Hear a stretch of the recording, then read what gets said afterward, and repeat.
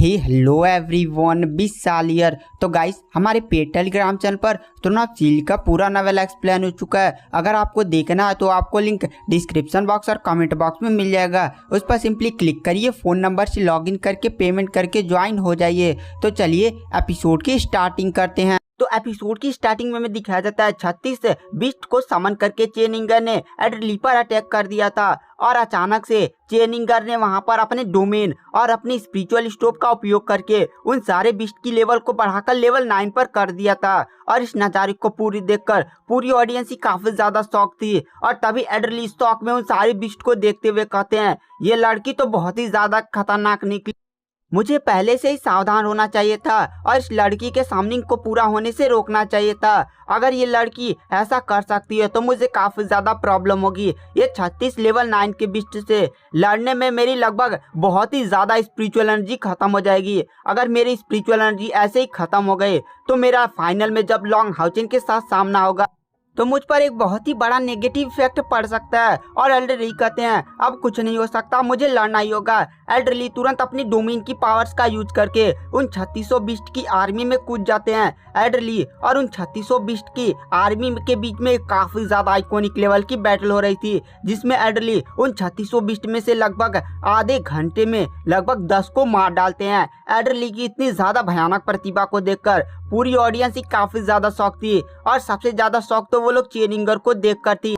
चेनिंगर इस समय जमीन पर बैठी हुई थी, वह काफी ज्यादा हाँफ रही थी क्योंकि उसने इस समनिंग को करने में अपनी सारी स्पिरिचुअल एनर्जी को ही खत्म कर दिया था।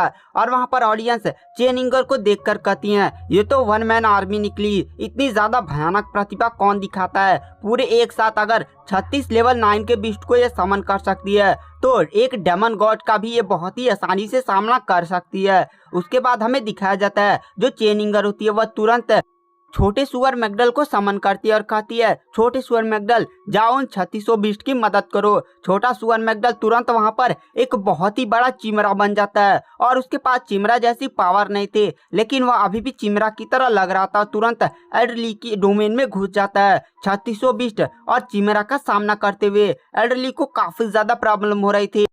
एल्डरली की इस समय 30% स्पिरिचुअल एनर्जी खत्म हो गई थी, जो उनके लिए काफी बड़ा लॉस था। और वहां पर एल्डरली कहते हैं, अब मुझे ये खत्म करना ही होगा। उसके बाद एल्डरली वहां पर एक बहुत ही खतरनाक और मिस्टीरियस मैजिक को परफॉर्म करने लगते हैं और उनका डोमेन अचानक से पूरा धुंध से भर जाता है। और वहां पर जब धुंध हटता है तो सारे लोग देखते हैं, जितने भी वहां पर बीस्ट थे सबके गले पर बड़े बड़े आध्यात्मिक पत्थर के तलवार लटके हुए थे। और वहां पर एल्डरली अपने पावर्स का यूज करके वहां पर एक बीच में खड़े थे और चेनिंगर को देखकर कहते हैं, अगर तुमने हार नहीं मानी तो तुम्हारे यह बीस्ट पार्टनर और ये 3600 बीस्ट को मैं यहीं पर जान से मार दूंगा। तो वहां पर चेनिंगर तुरंत काफी ज्यादा डर जाती है क्योंकि वो अपने बीस्ट पार्टनर छोटे सुअर मैकडल को ऐसे मरने नहीं देना चाहते थे, इसीलिए वो हार मान जाती है और चेनिंगर तुरंत एरिना से बाहर निकल जाती है। और एल्डरली की तरफ हमें दिखाया जाता है, एल्डरली की लगभग इस समय 50% स्पिरिचुअल एनर्जी खत्म हो चुकी थी और वह हाफ भी रहते। एल्डरली सोचते हैं कि मुझे जल्द से जल्द अपनी स्पिरिचुअल एनर्जी को रिकवर करने की जरूरत है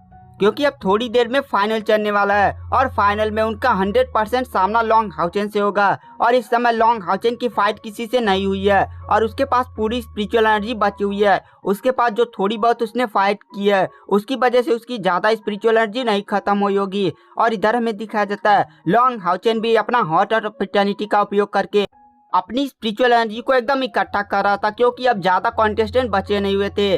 तभी हमें दिखाया जाता है कुछ टूर्नामेंट चलने के बाद जो चुनने वाली रोशनी होती है वो आकर सीधे लिलिन पर उतरती है। लिलिन का सामना एक नाइट के साथ होने वाला था और अब नाइट टेम्पल में केवल 2 ही नाइट्स बचे हुए थे और इन दोनों नाइट्स को कोई भी नहीं जानता था। ये दोनों नाइट्स काफी ज्यादा पावरफुल थे क्योंकि वो लोग इस टूर्नामेंट में लगभग एक भी मैच नहीं आ रहे थे। उसके बाद लिलिन और वह नाइट एरिना में पहुंचते हैं। वो जो नाइट था वो एक गार्जियन नाइट था और तुरंत वो अपनी आध्यात्मिक शील्ड और तलवार को बना लेता है। लिलिन भी वहां पर आकर खड़ा हो जाता है। चेंग जिडियन मैच को स्टार्ट करवा देते हैं। लिलिन जो होता है वह तुरंत अपनी फायर का उपयोग करते हुए एक बीम बनाकर सीधे उस नाइट पर अटैक कर देता है और जो गार्जियन नाइट तुरंत अपनी शील्ड का उपयोग करके उसके अटैक को रोक लेता है। लिलिन उस नाइट की शील्ड की पावर को देखकर काफी ज्यादा शॉक था क्योंकि वह एक आध्यात्मिक शील्ड थी और उसकी आध्यात्मिक शक्ति इतनी ज्यादा मजबूत थी कि लिलिन के फायर मैजिक को बहुत ही आसानी से रोक सकती थी।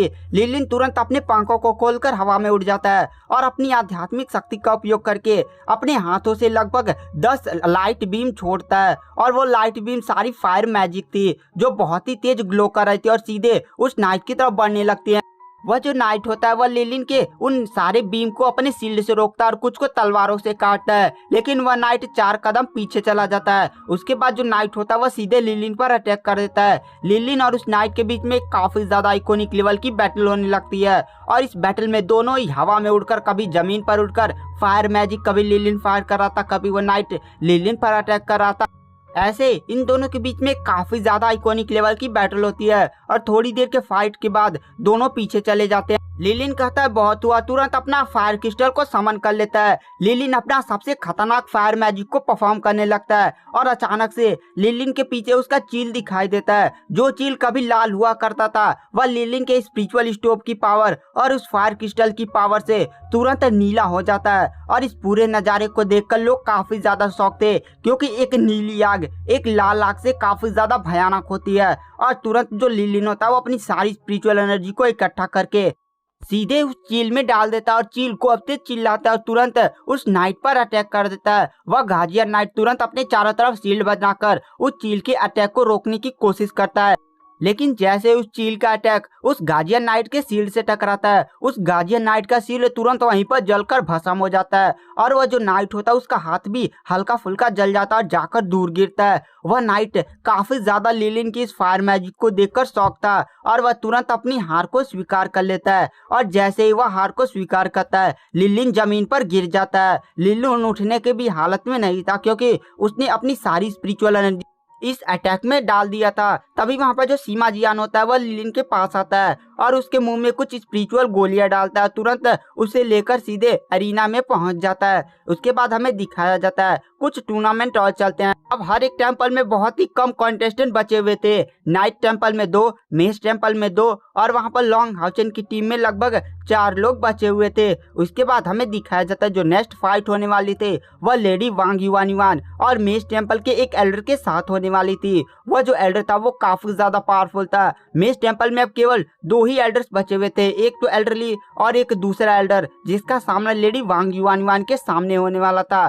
तुरंत लेडी वांग युआनिवान और वो जो मैजिशियन था वो दोनों ही एरिना में पहुंचते हैं और वहां पर उन दोनों के बीच में फाइट स्टार्ट करवा दिया जाता है। वह जो मैजिशियन होता है वह लेडी वांग युआनिवान को अंडर एस्टिमेट नहीं करने वाला था, क्योंकि उसने लेडी वांग युआनिवान की काबिलियत और उसके फाइटिंग स्टाइल को देखा हुआ था। वह तुरंत अपने डोमेन को एक्टिवेट कर लेता है। उसके पीछे उसका डोमेन और उसके पीछे एक बहुत ही बड़ी आकृति दिखाई देती है और अचानक से वो आकृति एक ड्रैगन के रूप में कन्वर्ट हो जाती है और वह जो ड्रैगन था वह एक अर्थ ड्रैगन था, बहुत ही बड़ा, लगभग 20 मीटर बड़ा था। और वहां पर तुरंत वहां पर जो मैजिशियन होता है वो लेडी वांग युआनिवान पर अटैक करना स्टार्ट कर देता है। वह लेडी वांग युआनिवान को संभलने का भी मौका नहीं देना चाहता था। उसके बाद हमें दिखाया जाता है लेडी वांग युआनिवान तुरंत अपने हाथ में अपना ब्लड चॉपर उठाती है और तुरंत अपने ब्लड डोमेन को एक्टिवेट कर लेती है। लेडी वांग युआनिवान तुरंत अपने पंखों का उपयोग करते हुए सीधे उस अर्थ ड्रैगन पर कूद पड़ती है।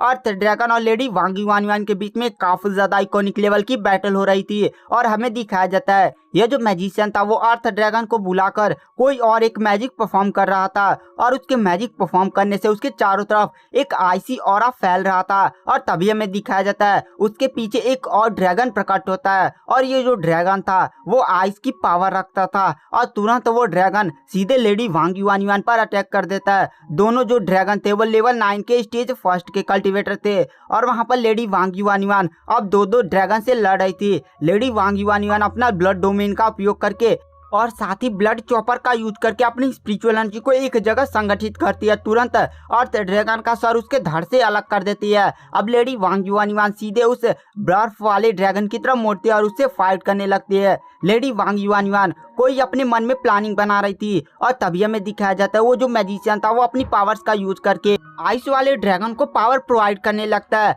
अब वो आइस ड्रैगन और भी खतरनाक रूप से लेडी वांग युआनयुआन पर अटैक करने लगता है। लेडी वांग युआनयुआन अब थोड़ा कमजोर पड़ने लगी थी और तुरंत वह जाकर एरिना के लगभग एक कदम पीछे ही रुक जाती है। लेडी वांग युआनयुआन एक बार उस मैजिशियन को देखती है। मैजिशियन के चेहरे पर एक बहुत ही जहरीली मुस्कान थी और तुरंत लेडी वांग युआनयुआन के चारों तरफ उसका ऑरा भयानक होने लगता है और अचानक से लेडी वांग युआनयुआन की स्पीड इतनी ज्यादा भयानक हो जाती है कि वो एक ही जगह से सीधे टेलीपोर्ट होकर सीधे उस मैजिशियन के पास पहुंच जाती है और उसने उसके डोमेन को भी एकदम क्रैक कर दिया था और तुरंत उसके गले पर अपना ब्लड चॉपर रख देती है। और इस पूरे नज़ारे को देखकर लोग काफी ज्यादा शौक थे क्योंकि लेडी वांग युआनयुआन की स्पीड इतनी ज्यादा भयानक कैसे हो सकती कि वह एक जगह से दूसरी जगह टेलीपोर्ट हो गई थी। वह लोग सोचते हैं कि ये टेलीपोर्टेशन टेक्निक नहीं है बल्कि लेडी वांग युआनयुआन की असली स्पीड है। उसके बाद हमें दिखाया जाता है लेडी वांग युआनयुआन कहती है हार मान लीजिए। तभी वो जो मैजिशियन होता है वह कहता है